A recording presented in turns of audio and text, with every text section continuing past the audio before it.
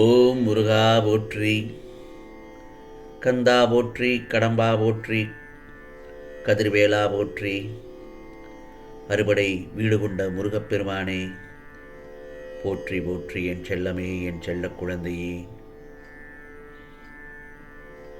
இந்த முருகப்பெருமான் சொல்வதை கேட்டு முடித்த 60 நிமிடத்தில் உன்னை தேடி நல்லதொரு செய்தி வரும். இந்த திருச்செந்தூர் முருகப்பெருமானை நம்பினால் மட்டும் கேள். இது உனக்கான அருள் வாக்கு, சத்திய வாக்கு. ஆம் செல்லமே, முருகா சரணம், முருகா சரணம், முருகா சரணம் என்று 3 முறை பதிவு செய்துவிட்டு உனக்கான பதிவினை கேள் என் செல்லமே. உன் வாழ்க்கையும் உனக்கான பாதையும் அந்த வாழ்க்கை பயணத்துக்கான செயல்களும் நீ தேர்ந்தெடுத்தது அல்ல, நீ செயலாற்றுவதும் அல்ல. இவை அனைத்துமே ஏற்கனவே தீர்மானிக்கப்பட்டதுதான். அப்படி தீர்மானிக்கப்பட்ட வழியில்தான் இப்பொழுது நீ சென்று கொண்டிருக்கிறாய். எனவே கவலைப்படாமல் உனக்கான நேர்வழியில் சென்று கொண்டே இரு. உன்னையும் உன் வாழ்க்கையும் என்னிடத்தில் ஒப்படைத்து விடு, நான் பார்த்துக்கொள்கிறேன். உன் வாழ்க்கை பயணத்தில் ஏற்படுகின்ற எல்லா கவலைகளையும் நான் எடுத்துக்கொள்கிறேன். உன் பயணத்தை இன்று முதல் உன் வாழ்வில் அதிர்ஷ்ட காலத்தை தொடங்கி வைக்கிறேன். கவலைப்படாதே. யாருடைய பாவங்கள் விளக்கப்பட்டு விட்டனவோ அந்த புண்ணியசாலிகளை என்னை அறிந்து கொள்கிறார்கள். முருகா முருகா என்று என்னை வழிபடவும் செய்கிறார்கள். எவன் ஒருவன் என்னுடைய வார்த்தைகளில் முழு நம்பிக்கை வைக்கிறானோ அவன் நிச்சயமாக நல்லதொரு வாழ்வை பெறுவான். நான் என்னுடைய அருளால் 7 கடலுக்கும் அப்பால் வந்து உன்னையும் உன் குடும்பத்தையும் காப்பாற்றுவேன். கவலைப்படாதே என் செல்லமே. வாழ்க்கையில் மனதை கஷ்டப்படுத்தி தீமை செய்கிறாங்க நிறைய பேர் இருப்பார்கள். நீ கடந்து போகும் வாழ்க்கையை கஷ்டப்படுத்துவதற்காகவே பல தீய சக்திகள் உன்னை சுற்றி இருக்கத்தான் செய்யும். ஒன்று மட்டும் நல்லா தெரிஞ்சுக்கோ. யாரோ ஒருத்தவர் செய்த தீமைக்காக வருத்தப்பட்டு மனதை போட்டு குழப்பி கஷ்டப்படுத்த வேண்டாம். உன் மனதை தெளிவாக மட்டும் ஒன்று சொல்கிறேன், கேட்டுக்கோ. தீமை செய்தவர்கள் உன்னை தொலைத்து விட்டார்கள். உன்னை திரும்பி பெற வேண்டும் என்று நினைத்தாலும் முடியாது. ஆம் செல்லமே, அவர்களுடைய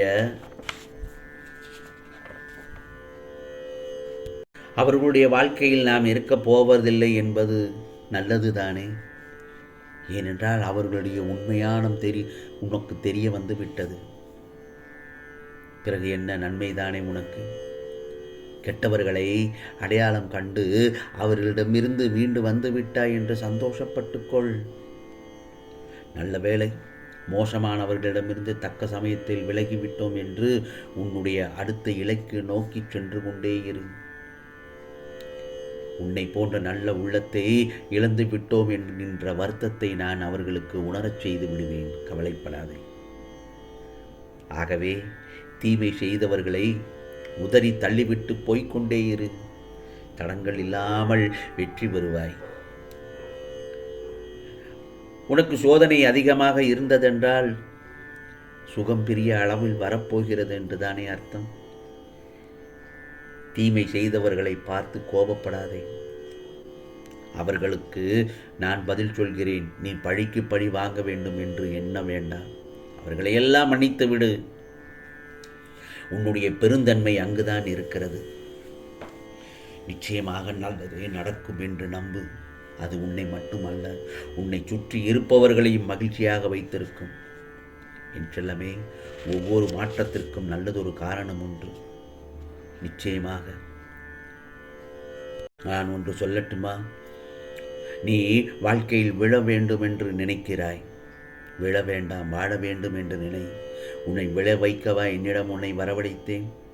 நல்ல நேரம் நிச்சயமாக வந்துவிட்டது. இனி நீ ஜெயிக்க மட்டும்தான் போகிறாய்.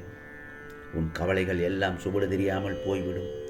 வந்த வழியிலேயே என் அருளை விரைவில் பெற்றுக்கொண்டு மகிழ்ச்சியுடன் என்னை பார்க்கவா. என்னுடைய ஆலயத்திற்கு வா என் செல்லமே. உனக்கு என்ன வேண்டும் என்பதை நீ சொல்லித்தான் நான் அறிய வேண்டுமா? உனக்கென்று ஆசீர்வதிக்கப்பட்டதை நிச்சயமாக உன் கரங்களில் இன்னும் 1 மணி நேரத்திற்குள் உன்னிடத்தில் வந்து தரப்போகிறேன். ஆம், மனதை மட்டும் அமைதியாக வைத்துக்கொள் என் செல்லமே, மனதை மட்டும் அமைதியாக வைத்துக்கொள். எவ்வித சூறாவளியும் மனதிற்குள் அனுமதிக்காதே.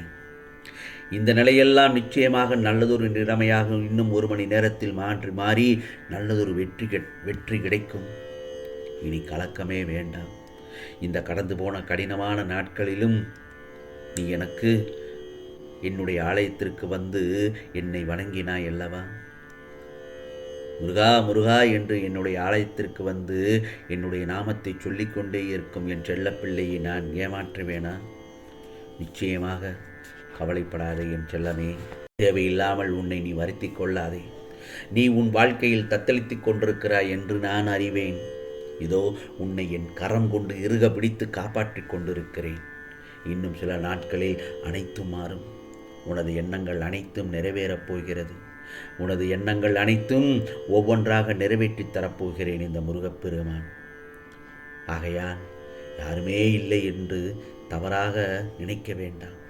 யாருமே இல்லை என்று தவறாக நடக்கிறதே, என்ன செய்வது என்றும் நினைக்க வேண்டாம். இந்த முருகப்பெருமான் நான் இருக்கிறேன். இந்த திருச்செந்தூர் முருகப்பெருமான் நிச்சயமாக உனக்கு ஒவ்வொன்றாக செய்து கொடுப்பேன். ஆகவே உனக்கானதை நிதானமாக யோசித்து செயல்படு.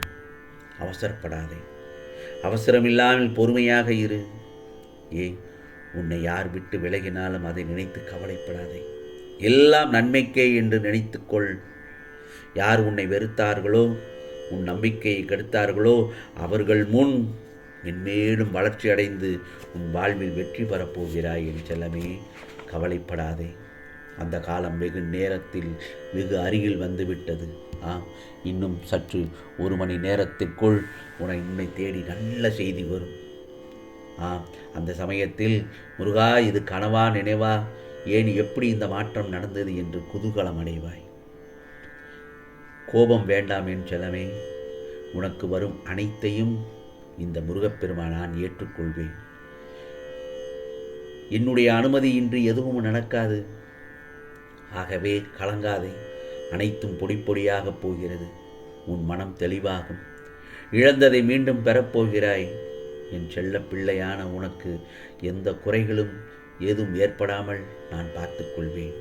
இந்த நல்லதொரு காலை பொழுதில் இந்த முருகப்பெருமான் சொல்லும் அருள் வாக்கு உனக்கானது. உனது வாழ்வு உன்னையே வியக்கச் செய்யப் போகிறது. மிக மிக முக்கியமான விஷயம் நடந்து உனக்கு அதிசயத்தை நிகழ்த்தப் போவது உறுதி என் செல்லமே. இது முருகப்பெருமானின் அருள் வாக்கு, சத்திய வாக்கு. உனக்கானதெல்லாம் நிச்சயமாக நல்லது நடக்கும். நல்லது மட்டுமே நடக்கும். அதுவும் நன்மையாகவே இருக்கும். ஓம் சரவண பவ. ஓம் சரவண பவ. ஓம் சரவண பவ.